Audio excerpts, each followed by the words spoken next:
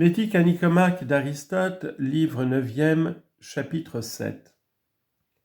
Les bienfaiteurs paraissent en général aimer ceux qu'ils obligent plus que ceux qui reçoivent le service n'aiment ceux qui le leur rendent. Et comme cette différence paraît contraire à toute raison, on en cherche les motifs. L'opinion la plus répandue, c'est que les uns sont des débiteurs en quelque sorte et que les autres sont des créanciers. De même donc que pour les dettes, ceux qui doivent souhaiteraient volontiers que ceux qui leur ont prêté ne fussent plus, et que les prêteurs au contraire vont jusqu'à s'occuper avec sollicitude de leurs débiteurs, de même aussi ceux qui ont rendu service veulent que leurs obligés vivent pour reconnaître quelque jour les services qu'ils ont reçus, tandis que les autres s'occupent fort peu du retour qu'ils leur doivent. Épicarme ne manquerait pas de dire que ceux qui adoptent cette explication prennent la chose du mauvais côté. Mais elle est assez conforme à la faiblesse humaine, car les hommes, ordinairement, ont peu de mémoire des bienfaits, et ils préfèrent recevoir des services plutôt que d'en rendre. Quant à moi, la cause me paraît ici beaucoup plus naturelle, et elle n'a pas le moindre rapport avec ce qui se passe en fait de dette. D'abord, les créanciers n'ont pas la moindre affection pour leurs débiteurs, et s'ils désirent les voir se tirer d'affaire, c'est uniquement en vue de la restitution qu'ils en attendent. Mais ceux, au contraire, qui ont rendu service aiment et chérissent leurs obligés, bien que ceux-ci ne leur soient point actuellement et ne puissent jamais leur être bons à rien. C'est tout à fait le même sentiment que les artistes éprouvent pour leurs œuvres. Il n'y en a pas un qui n'aime son propre ouvrage beaucoup plus que son ouvrage ne l'aimerait s'il venait par hasard à s'animer et à vivre. Cette observation est surtout frappante dans les poètes.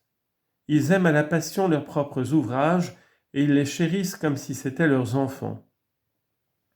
C'est là précisément aussi le cas des bienfaiteurs. La personne qu'ils ont obligée est leur ouvrage, et ils l'aiment plus que l'ouvrage n'aime celui qui l'a fait. La cause en est bien simple, c'est que la vie, l'être, est, pour tous ceux qui en jouit, quelque chose de préférable à tout le reste, quelque chose de profondément cher. Or nous ne sommes que par l'acte, c'est-à-dire en tant que nous vivons et agissons. Celui qui crée une œuvre est en quelque sorte par son acte même.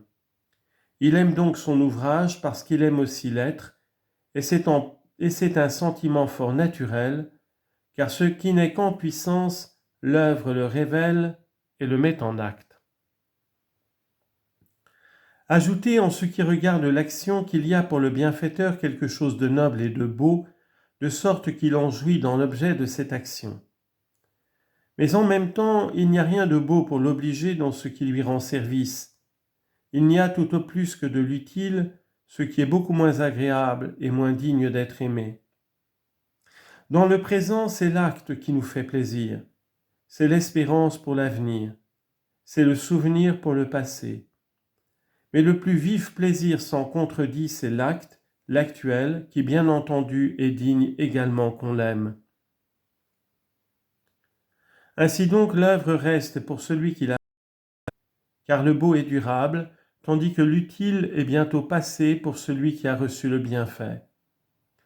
Or, le souvenir des belles choses qu'on a faites a beaucoup d'agréments, mais le souvenir des choses utiles dont on a profité, ou n'en a pas du tout, ou certainement en a moins. C'est précisément tout le contraire par l'attente et l'espérance des biens qu'on désire. Mais aimer, c'est presque agir et produire. Être aimé, ce n'est que souffrir et rester passif. Par conséquent, l'amour et toutes les conséquences qu'il engendre sont du côté de ceux chez qui l'action est plus puissante. Il faut remarquer en outre que l'on s'attache toujours davantage à ce qui a coûté de la peine, et c'est ainsi par exemple que ceux qui ont acquis leur fortune eux-mêmes l'estiment bien plus que ceux qui l'ont reçue par héritage. Or, recevoir un bienfait est une chose évidemment qui ne demande pas d'efforts pénibles, tandis qu'il en coûte souvent beaucoup pour obliger. Voilà aussi pourquoi les mères ont davantage d'amour pour leurs enfants, leur part dans la génération a été bien autrement pénible, et elles savent mieux qu'ils leur appartiennent. C'est là sans doute aussi le sentiment des bienfaiteurs à l'égard de leurs obligés.